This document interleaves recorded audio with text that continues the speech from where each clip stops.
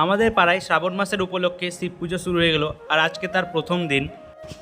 আর এই যে আমাদের মহাদেব, আর মহাদেবের জন্যই আমাদের পাড়ায় 4 দিন ধরে অনুষ্ঠান চলবে। যা, খাতাটা পড়েই গেল। আর আজকে আমাদের প্রথম অনুষ্ঠান হবে নাচ গান দিয়ে, আর যারা নাচ গানে নাম দিয়েছে তাদেরই নাম এখানে লেখা আছে। এখন মাইক বক্স সব সেট হয়ে গেছে, এখন শুধু অনুষ্ঠান শুরু হওয়ার পালা। কিছুক্ষণের মধ্যে অনুষ্ঠান শুরুও হয়ে গেল।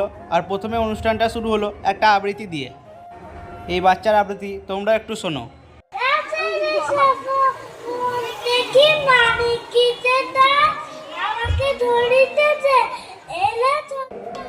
তারপরে শুরু হলো বাচ্চাদের একে একে নাচ।